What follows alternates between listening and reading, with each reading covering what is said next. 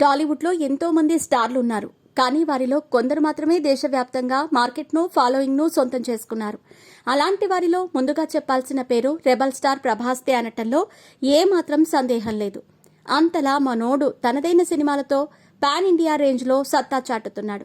ఫలితంగా వరుసగా సినిమాలు చేస్తున్నాడు.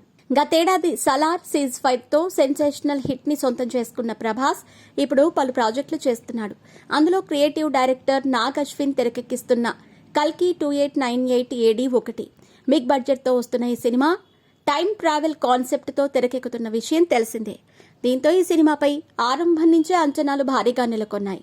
కల్కి 2898 AD సినిమాను పాన్ వరల్డ్ రేంజ్లో తీస్తున్నట్టు చిత్ర యూనిట్ ప్రకటించింది.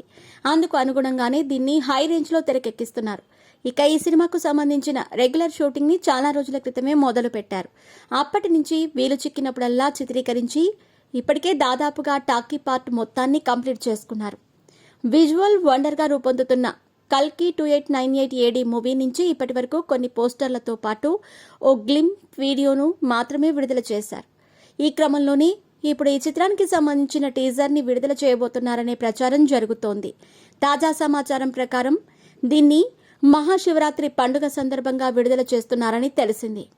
క్రేజీ కాంబినేషన్లో ప్రతిష్టాత్మకంగా రూపొందుతోన్న కల్కి 2898 AD మూవీ టీజర్ హాలీవుడ్ రేంజ్లో కట్ చేసినట్టు తాజాగా తెలిసింది. అయితే అంతేకాదు 78 సెకండ్లు అంటే 1 నిమిషం 18 సెకండ్ల నిడివితో రాబోతోందని కూడా న్యూస్ లీక్ అయింది. ఇందులో ప్రభాస్తో పాటు కమల్ హాసన్ పాత్రను కూడా హైలైట్ చేయబోతున్నారని తెలుస్తోంది. దీంతో ఈ టీజర్పై అంచనాలు భారీగా పెరుగుతున్నాయి. ఇదిలా ఉండగా కల్కి 2898 AD మూవీలో ప్రభాస్కు జోడీగా బాలీవుడ్ బ్యూటీ దీపికా పదుకొనే హీరోయిన్గా నటిస్తోంది. అలాగే బిగ్ బి అమితాబ్ బచ్చన్, కమల్ హాసన్, దిశా పటానీ ముఖ్యమైన పాత్రలు చేస్తున్నారు. ఈ మూవీకి సంతోష్ నారాయణన్ సంగీతాన్ని అందిస్తున్నారు. ఇది మే 9వ తేదీన విడుదల కాబోతున్న విషయం తెలిసిందే.